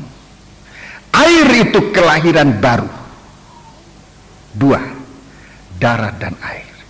Di samping itu, di dalam Yohanes pasal 16, di dalam Yohanes pasal 16 itu dikatakan oleh Tuhan, Injil Yohanes pasal 16, Injil Yohanes pasal yang ke-16, Injil Yohanes pasal yang ke-16, Injil Yohanes pasal yang ke-16. Kita baca Injil Yohanes pasal yang ke-16 ayat 6, ayat 7 saja, ayat 7. Namun benar yang kukatakan ini kepadamu. Benar yang kukatakan ini kepadamu. Ini juga kebenaran. Tadi ayat 34 di situ katakan ini adalah kebenaran. Mereka yang melihat itu mengatakan ini benar dan kesaksian itu benar. Di sini Tuhan katakan juga satu hal yang benar. Namun benar yang kukatakan ini kepadamu terus adalah lebih berguna bagi kamu jika aku pergi. Jika aku pergi, jika aku mati. Perkataan pergi ini bicara tentang Yesus mati. Berguna bagi kamu jika aku pergi. Sebab jikalau aku tidak pergi, jika aku tidak mati, penghibur itu tidak akan datang kepadamu. Roh itu, penghibur ini Roh Kudus, Roh kebenaran, Roh penghibur. Roh itu tidak akan datang kepadamu. Tetapi jikalau aku pergi, aku akan mengutus dia kepadamu. Iya, terima kasih. Jadi dari kematian Yesus ini, kita melihat ada 3 perkara penting. Darah, air, dan roh. Darah, air, dan roh. Ini saksi-saksi yang benar. Ini darah dan air dan roh. Ini saksi yang benar tentang proses kelahiran kita bangsa kafir ini. Ini saksi yang benar bahwa kita ini dilahirkan menjadi bagian dari Yerusalem baru. Saksinya tidak tanggung-tanggung. Darah, air, dan roh. Ini saksi yang benar. Saudara-saudaraku, kita lihat tadi proses mutiara itu. Proses mutiara itu dari sebiji pasir. Dari sebiji pasir yang melukai tiram. Saya tidak tahu tiram apa namanya. Noce mungkin tahu tiram itu namanya apa? Ya, tanya sama orang Ambon ya. Mana orang Ambon kita di sini? Mana? Mereka tahu itu, ya? Ya? Tiram mutiara ini Ambon putih. Tiram mutiara. Ambon tuh banyak yang putih, banyak yang putih. Banyak. Jangan pikir Ambon hitam, dah semuanya hitam. Kalau putih, Om Totes itu orang Ambon putih. Om Totes itu orang Ambon, orang Banda, putih. Banyak yang putih, ya. Jadi saudara-saudara, kita lihat dari sebiji pasir yang kecil melukai tiram mutiara itu. Dari mutiara, dari tiram ini keluar zat. Saya tidak tahu zatnya apa. Dari pertanian mungkin tahu ini. Ada zat yang keluar membentuk, menutupi pasir ini untuk saatnya keluar menjadi mutiara. Di Jepang mereka tahu sebab dibudidayakan di sana. Jepang budidayakan tiram ini untuk memproduksi mutiara. Itu yang saya lihat di pertunjukannya itu. Tapi saya percaya itu. Jadi ada satu proses tidak dibuat oleh manusia, tapi dari luka tiram mutiara ini membungkus sebiji pasir yang kecil yang tadinya berada di dasar laut. Saudara, kalau saudara merasa orang berdosa, jangan putus asa. Pintu sekarang dibuka bagi kita. Masalahnya kita sekarang, apa mau memanfaatkan korban luka yang paling dalam ini? Jadi kita ikut Tuhan, masuk sampai di dalam hatinya Tuhan. Kita bangsa kafir membutuhkan itu. Tidak ikut Tuhan hanya sekedar mendapat berkat. Itu kulit. Itu hanya kulit. Bukan mutiara. Kulit. Kalau kita ikut Tuhan hanya sekedar untuk diberkati dengan kekayaan, kita hanya kulitnya, bukan mutiara. Hanya kulit. Kalau kita ikut Tuhan hanya untuk sembuh dari penyakit, kita pun jadi Kristen hanya kulit. Memang ada harganya, tetapi tidak semahal mutiara yang masuk sampai di dalam luka yang paling dalam, korban Kristus. Dia akan keluar seperti mutiara. Dia akan keluar bagaikan mutiara, saudara-saudara. Haleluya. Dan dia akan menyinarkan sinar yang akan bercahaya sampai di Yerusalem baru. Dia mutiara. Haleluya. Jadi jangan Kristen kita ini Kristen kulit. Ada itu kulit lokan, ya. Kalau saudara pergi di pastori, di sana ada gambar Tuhan Yesus terdiri dari kulit lokan itu. Indah, tapi itu kulit. Cuma kulit, bukan mutiara. Kulit dari mutiara. Jadi bukan mutiaranya, kulit. Sementara di sini dikatakan pintu gerbang itu sebuah mutiara. Bayangkan betapa besarnya mutiara itu kalau sampai menjadi pintu gerbang. Kalau Tuhan membesarkan dari satu yang kecil sekalipun, tapi Tuhan membesarkan, dia akan menjadi besar dan dalam keadaan mulia. Kalau Tuhan meninggikan, Tuhan akan meninggikan betul. Siapa yang merendahkan diri, dia akan ditinggikan. Siapa yang meninggikan diri, dia akan direndahkan. Proses mutiara. Bangsa kafir yang datang, bangsa kafir yang datang tahu merendahkan diri serendah-rendahnya kepada Tuhan. Tidak merasa ada sedikit pun harga. Apa harganya? Sebiji pasir. Tetapi kalau biji pasir itu sudah mengalami suatu proses lukanya tiram. Kalau kita bangsa kafir ini sudah mengalami proses luka deritanya Tuhan yang paling dalam sampai di dalam jantung hati ini. Di sana kita akan dibungkus oleh Tuhan. Dan pasir itu tidak kelihatan lagi. Yang kelihatan adalah tiram. Dia yang menyaksikan tiga perkara yang keluar dari lukanya Tuhan. Tadi kita dengar darah, air dan roh. Dia yang menyaksikan kita menjadi anak Allah. 1 Yohanes, surat 1 Yohanes, surat 1 Yohanes, surat 1 Yohanes pasal 5. Surat 1 Yohanes pasal yang kelima. Surat 1 Yohanes pasal yang kelima. Kita membaca ayat 6. Inilah dia yang telah datang dengan air dan darah. Ya, dengan air dan dengan darah. Terus, yaitu Yesus Kristus. Yaitu Yesus Kristus. Bukan saja dengan air. Bukan saja dengan air, tetapi dengan air dan dengan darah. Dengan air dan dengan darah. Itu dia datang ke dalam dunia ini.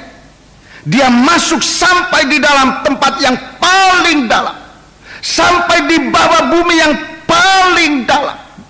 Dalam Efesus pasal 4 dikatakan, dia datang dari tempat yang maha tinggi. Dia turun sampai di bumi yang paling dalam. Sampai di laut yang paling dalam. Di sana dia turun. Untuk apa? Untuk mengambil sebiji pasir yang tidak ada harga. Dia turun sampai untuk menjemput yang paling menderita, yang paling berdosa. Dia datang ke sana. Terus, dan rohlah yang memberi kesaksian, ya. Karena roh adalah kebenaran. Iya, terus. Sebab ada 3 yang memberi kesaksian di dalam surga, Bapa, Firman, dan Roh Kudus. Ya, Bapa, Firman, dan Roh Kudus. Terus. Dan ketiganya adalah satu. Tiganya adalah satu. Terus. Dan ada 3 yang memberi kesaksian di bumi. 3 yang saksi di bumi. Roh dan air dan darah. Roh dan air dan darah. Dan ketiganya adalah satu. Tiganya adalah satu. Terima kasih. Ini saksi. Ini yang nanti akan menyaksikan bahwa kita bangsa kafir ini sudah mengalami suatu proses kelahiran baru. Saksinya ini, darah, air dan roh, pertobatan, kelahiran baru, dan Roh El Kudus. Itu saksinya. Tapi yang mengerjakan di dalam kita, itu saksi yang ada di surga. Itu yang mengerjakan di dalam kita kelahiran baru kita. Saksi di surga itu yang mengerjakan di dalam kita suatu proses kelahiran baru untuk menjadi suatu kehidupan yang tidak akan binasa, yaitu Bapa di surga. Bapa di surga dengan kasihnya. Bapa di surga dengan kasihnya. Itu yang memproses kita. Sehingga kita bangsa kafir yang tadi dibenci oleh Tuhan, tidak lagi harus tetap dibenci oleh Tuhan. Sebab kita sudah disalut dengan kasih dari Allah. Haleluya. Di dalam luka, dalam korban Kristus itu, proses kelahiran baru dikerjakan oleh Tuhan, oleh Bapa di surga. Dengan kasihnya. Saudara, dia saksi di surga. Dia yang menciptakan kita bangsa kafir menjadi sebiji mutiara. Haleluya. Dengan kasihnya dia melahirkan kita baru. Firman Allah. Dia saksi di surga. Firman Allah. Kita harus lahir dari firman Tuhan. Kita harus lahir dari ini, proses kelahiran baru. Lahir dari firman Allah. Dilahirkan kembali dari firman Allah. Dalam 1 Petrus pasal 1 ayat 23, 24, 25 sampai 1 Petrus pasal 2 dan selanjutnya, sampai kita ditampilkan bagaikan satu bangsa yang terpilih. Oh, haleluya. Saudara-saudara. Jadi kita lihat di sini bagaimana kebesaran Tuhan dalam kehidupan kita. Roh yang kudus. Roh yang kudus. Dia memproses kelahiran kita di surga. Sehingga kita juga harus lahir dari roh. Kalau ini ada, siapapun kita tadi, tidak penting orang katakan kita dulu jadi apa. Bahkan jadi sebiji pasir yang ada di dalam dasar laut sekalipun. Tidak penting orang katakan dulu kita apa. Tidak penting. Dari manapun dasar kehidupan. Tapi kalau sekarang kita sudah dilahirkan baru. Kita dilahirkan bagikan mutiara. Kita menjadi mutiara. Yang akan merupakan pintu gerbang. Yang akan merupakan pintu gerbang. Di mana orang-orang akan masuk ke Yerusalem baru. Pintu gerbang. Empat Injil, saudara-saudaraku. Empat Injil itu pintu gerbang masuk dalam tabernakel. Pintu gerbang itu empat Injil. Yesus dalam empat Injil dengan warna-warnanya. Ada tiang, ada empat tiang. 2 dari bangsa Israel, 2 dari bangsa kafir. Kita lihat di sana bangsa kafir sudah ikut menjadi aktif, menjadi pintu, aktif menjadi pintu untuk orang masuk iman, masuk kerajaan Allah. Empat Injil ini dipikul baik oleh orang Israel maupun oleh bangsa kafir. Jadi kita tidak usah harus kecil hati, sebab kita tidak disebut dalam susunan 12 batu-batu itu, tapi batu yang terakhir, pintu untuk bangsa kafir. Batu yang terakhir, batu untuk bangsa kafir. Itulah mutiara, saudara-saudaraku.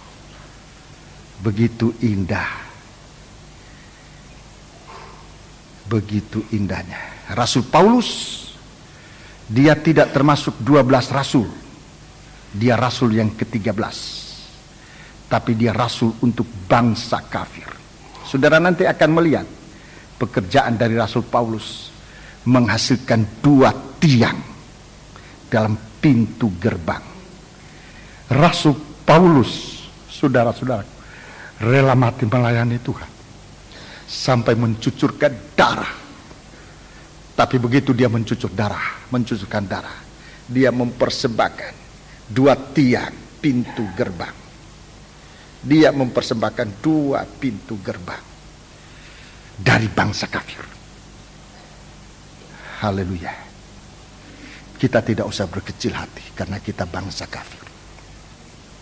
Kalau kita tahu menggunakan korban Kristus, saudara-saudaraku, Matius dia bangsa Israel. Dia menulis Injil Matius. Dia bangsa Israel. Dia rasul. Yohanes dia jelas bangsa Israel. Dia menulis Injil Yohanes. 2 tiang bangsa Israel. Tapi di tengah-tengah Markus dan Lukas, dia orang kafir. Markus dan Yohanes, dia orang Markus dan Lukas, dia orang kafir.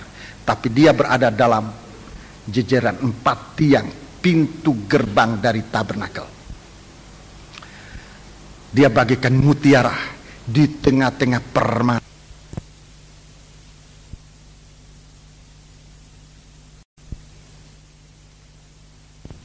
Bangsa Israel.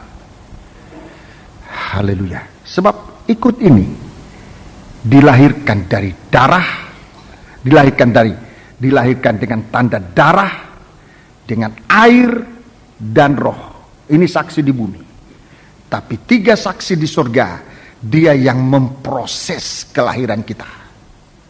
Itulah Bapa dengan kasih-Nya, Anak Allah dengan firman-Nya, dan Roh Kudus. Saya nanti akan jelaskan pada kesempatan berikut, tetapi saya mau tunjukkan kepada kita sekarang bahwa pekerjaan sampai kepada bangsa kafir ini akan menampilkan mutiara-mutiara bagaikan pintu. Saudara-saudaraku, mutiara-mutiara bagaikan pintu. Rasul Paulus, dia rasul untuk bangsa kafir. Kita bangsa kafir mengucap syukur kepada Allah. Kita harus mengucap syukur kepada Allah. Tetapi juga terima kasih kita kepada Tuhan bahwa dia mengutus Rasul Paulus untuk kita bangsa kafir. Dalam surat Galati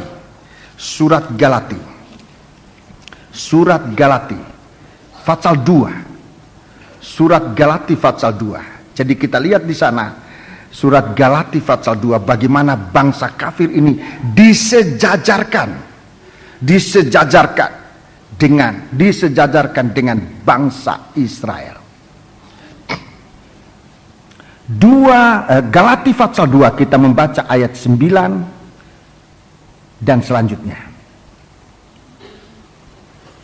Dan setelah melihat kasih karunia yang dianugerahkan kepadaku, ya, maka Yakobus, Kefas, dan Yohanes. Yakobus, Petrus, ini Kefas, ini Petrus, dan Yohanes. Yakobus, Petrus, dan Yohanes.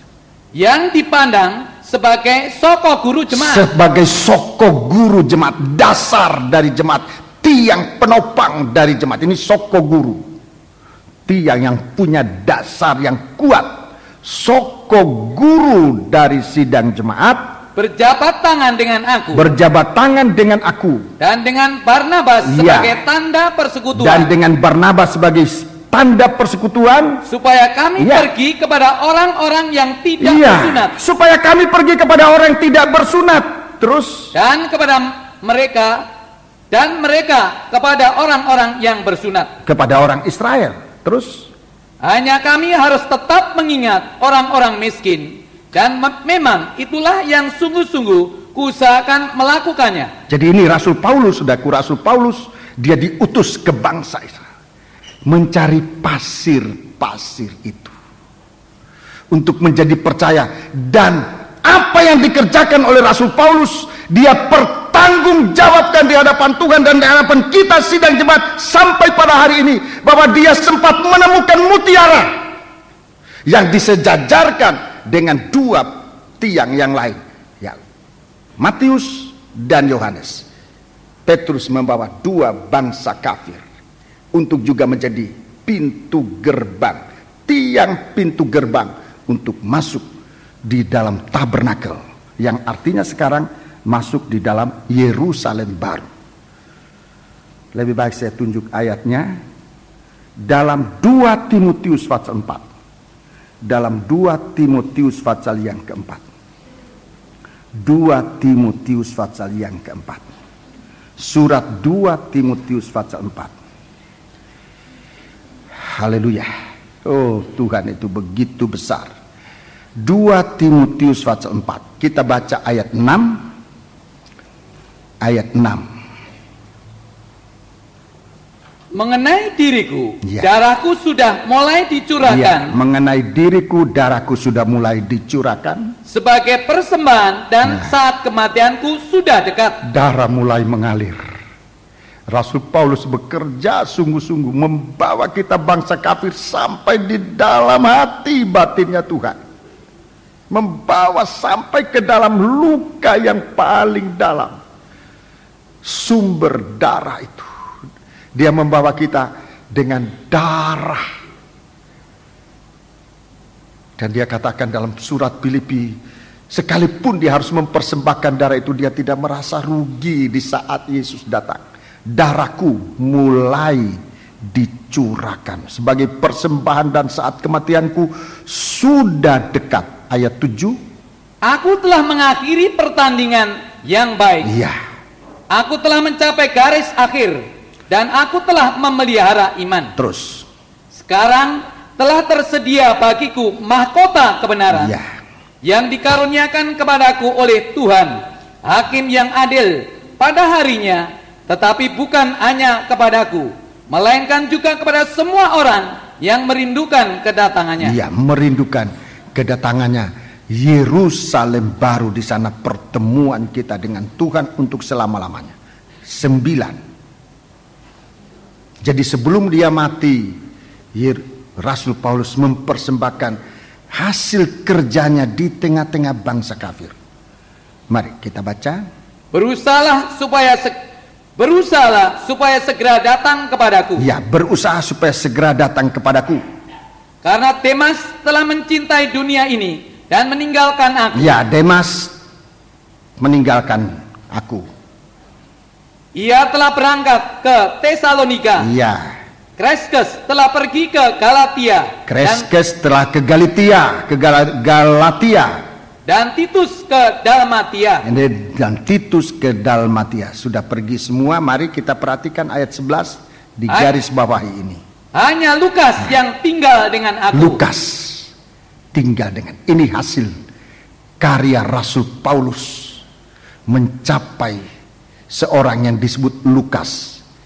Dia salah satu yang disebutkan mutiara ini. Lukas seorang bangsa kafir. Dia berdiri sejajar dengan dua tiang yang lain yang terdiri dari bangsa Israel. Lukas bersama dengan aku. Terus, jemputlah Markus dan bawalah ia kemari, karena pelayanannya penting bagiku. Iya, pelayanannya penting bagiku.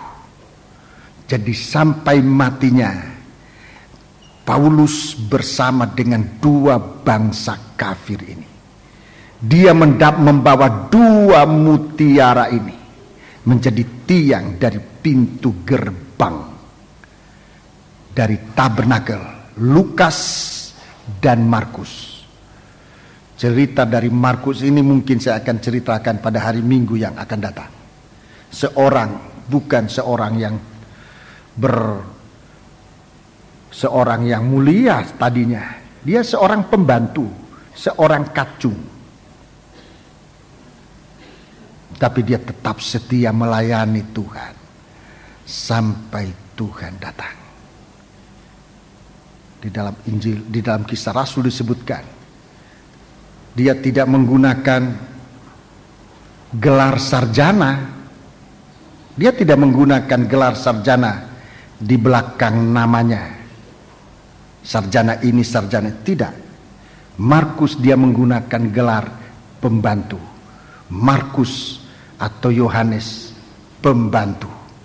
Tidak ada orang gunakan gelar itu sekarang, nggak ada. Yohanes menggunakan gelar itu. Saya lihat saudara memandang saya, mungkin ingin tahu, lebih baik saya tunjuk ayatnya daripada saudara pulang tidak bisa tidur. Mana ayatnya? Ada ayatnya dalam Kisah Rasul. Mari kita baca dalam Kisah Rasul. Saudara lihat, saya tadi mau pikir nanti hari Minggu aja, tapi saya lihat jangan-jangan saudara tidak bisa tidur. Mikir-mikir mana itu ayatnya. Seorang yang memakai gelar, bukan sarjana ini, bukan sarjana itu, tetapi seorang pembantu yang sekarang tidak pernah ada. Mari kita baca Kisah Rasul 12. Kisah Rasul 12. Kisah Rasul 12. Ya. Sejarah dari Markus ini, saudara-saudaraku, dia bukan seorang Israel, dia seorang peranakan. Mari kita baca. Ayat 25. Ayat 25. Barnabas dan Saulus kembali dari Yerusalem setelah mereka menyelesaikan tugas pelayanan mereka. Mereka membawa Yohanes yang disebut juga Markus. Ya, pasal 13 ayat 4. Oleh karena disuruh Roh Kudus, iya, Barnabas dan Saulus berangkat ke Seleukia, dan dari situ mereka berlayar ke Siprus. Ini sudah daerah orang kafir. Terus setiba di Salamis, mereka memberitakan firman Allah di dalam rumah ibadat orang Yahudi. Iya. Dan Yohanes menyertai mereka sebagai pembantu mereka. Yohanes pembantu. Yohanes pembantu. Yohanes pembantu. Gelar yang paling kecil di hadapan mata manusia. Tapi gelar ini dia terima dari pelayanan. Ini saudara-saudaraku tinggi sekali. Lebih dari gelar yang diterima dari perguruan tinggi manapun juga. Gelar yang kita terima dari Tuhan dalam pelayanan sebagai seorang hamba. Gelar sebagai seorang hamba. Yohanes yang adalah Markus, dia seorang hamba. Dia sarjana dalam persoalan menjadi hamba. Itu sebabnya dia jelas sekali waktu dia menampilkan Yesus sebagai seorang hamba. Dalam Injil Markus, Yohanes yang disebut juga Markus, dia menampilkan Yesus sebagai seorang hamba. Dia tahu persis, dia jelas, sebab dia sarjana dalam hal itu. Sekarang gak ada orang mau masuk sekolah sarjana hamba ini, gak ada, kecuali Lempinel. Lempinel pun gak semuanya lulus. Belum lulus sudah mau jadi pendeta. Belum jadi pengerja, jadi siswa aja belum lulus. Sudah mau jadi pendeta. Jadi hamba dulu, memperhamba. Sebab kita punya tempat. Bukan di jejeran 1, 2, 3, dan 4. Tapi kita disiapkan khusus. Menjadi mutiara untuk 1 pintu gerbang. Semoga Tuhan beri saya kesempatan untuk menjelaskan ini kepada sidang jemaat. Supaya kita sebagai seorang dari bangsa kafir ini tahu kita memang sudah kecil. Di hadapan Tuhan itu kita tidak ada harga. Saudara-saudaraku, kalau kita mengecilkan diri kita di hadapan Tuhan, bagaikan Lukas dan Markus, kita disalutkan, dibentuk menjadi seorang yang dianggap besar di hadapan Tuhan, bagaikan mutiara untuk 1 pintu gerbang. Puji Tuhan. Sampai di sini kita akan, haleluya, Psalm 128. Psalm nomor 128. Kita berdiri, pelayan-pelayan perjamuan suci segera tampil ke depan. Kita sudah mendengar jalan bagaimana kita bisa menjadi seorang yang berguna bagi kerajaan surga.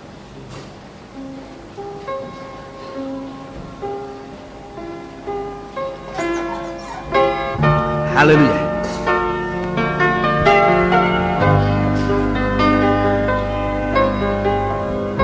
Sebiji pasir di dasar laut bisa ditampilkan di Yerusalem baru. Kau memilihku untuk menjadi milikmu,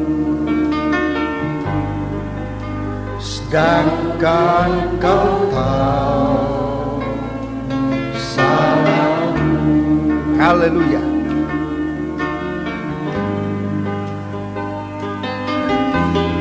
Bagaimana mungkin kau mengampuni semua dosaku dan mau menyelamatkan jiwa. Ulangi dari atas.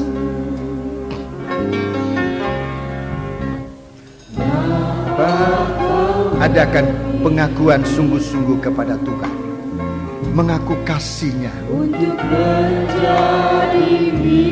bahwa kita diangkat menjadi mutiara, menjadi milik yang dihargainya, menjadi milik yang diikutkan dalam kemuliaannya. Haleluya. Sedangkan kita orang yang tadinya berdosa, tapi Tuhan sudah memproses kehidupan kita. Haleluya. Mengampuni semua dosaku. Angkat tanganmu dan mau dari dasar laut yang paling dalam, Tuhan mengangkat kita dengan tidak tanggung-tanggung sampai ke langit yang paling tinggi, Yerusalem baru. Haleluya. Asal kita tahu menghargai kematian Tuhan. Hidup lurus ku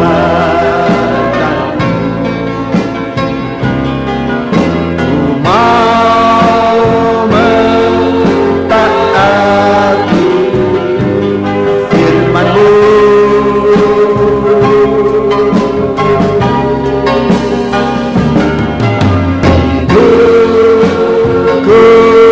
Sekarang, haleluya, hanya bagimu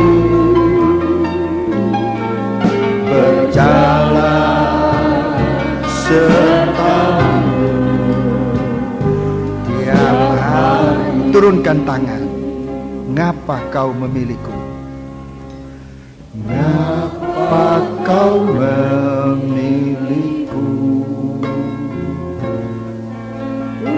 menjadi milikmu, sedangkan Tuhan tahu persis siapa kita. Tidak ada yang kita bisa sembunyikan.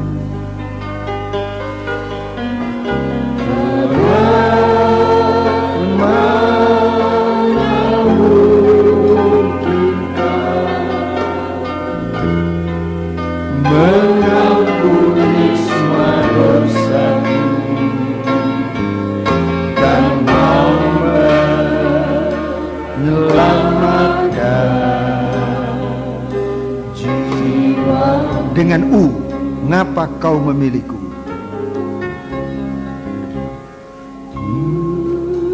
Bapa, ya Ramasa, di hadapan hadirat-Mu kami ada. Kami tidak mampu. Kami tidak mampu menggambarkan berapa besar kasih-Mu dalam kami. Kami yang sudah terpendam dalam di dalam dasar lautan, bagaikan sebiji pasir yang kecil. Tetapi kami sudah membuat Engkau luka di atas kayu salib, Tuhan. Ya Rabbal saya. Tetapi kami tidak mengerti bahwa luka itu membawa kami kepada kemuliaan-Mu. Haleluya, haleluya. Banyak kali kami tidak mengerti, Tuhan. Tapi pada malam ini Engkau nyatakan dalam kami, kami bangsa kafir yang berada di dalam dasar laut penghukuman Allah karena dosa yang kami sudah lakukan. Kami tidak menyadari bahwa kami yang sudah membuat luka yang paling dalam sampai di dalam jantung-Mu, Tuhan. Tapi di dalam jantung-Mu, di dalam hati-Mu, Engkau memproses kami dan melahirkan kami. Bukan pasir lagi, pasir tidak kelihatan lagi, Tuhan. Tetapi Engkau membentuk kami, oh Tuhan, menjadi orang-orang yang dapat Engkau percayakan untuk membawa berita pendamaian ini sejauh bangsa kafir yang berdosa ini. Tuhan, Tuhan tolong kami. Haleluya, haleluya. Angkat tanganmu dua ke atas, mohon pertolongan. Haleluya. Musik melakukan kor, Tuhan tolong. Haleluya, haleluya, haleluya.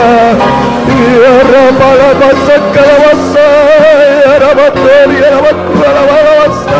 Haleluya, haleluya, haleluya, haleluya, haleluya, haleluya, haleluya. Betapa besar kasih-Mu dalam kami, Tuhan. Kalau kami Engkau tampilkan sebagai seorang yang Engkau percayakan, ajarkan kami tidak merasa bahwa ini suatu kekuatan yang datang dari kami, oh Tuhan. Tapi ini adalah wujud dari kasih sayang-Mu dalam kami, supaya kami mengerti, Tuhan.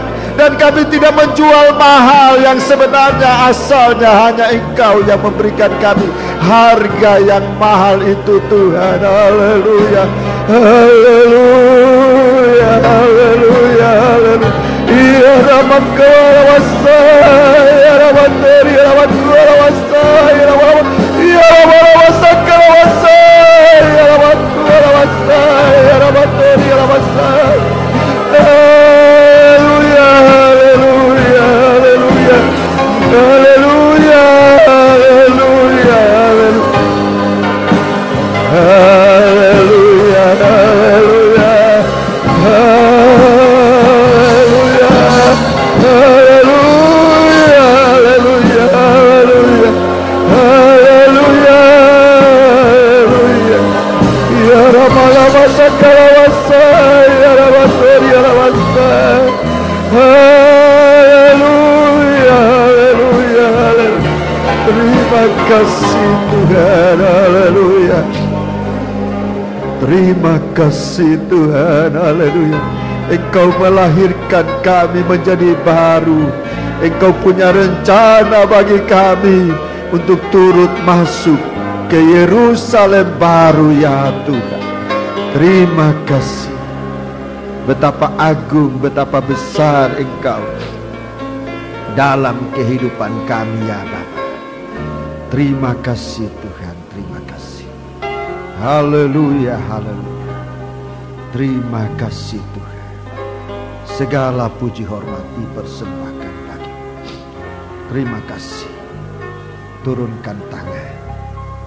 Sekarang Bapa, kami akan menerima tubuh dan darah-Mu, tubuh yang sudah dipecah-pecahkan buat kami, darah-Mu menghapuskan segala dosa kami. Proseslah kami Tuhan menjadi mutiara-mutiara, supaya kami dapat menjadi berkat bagi sesama kami bangsa kafir.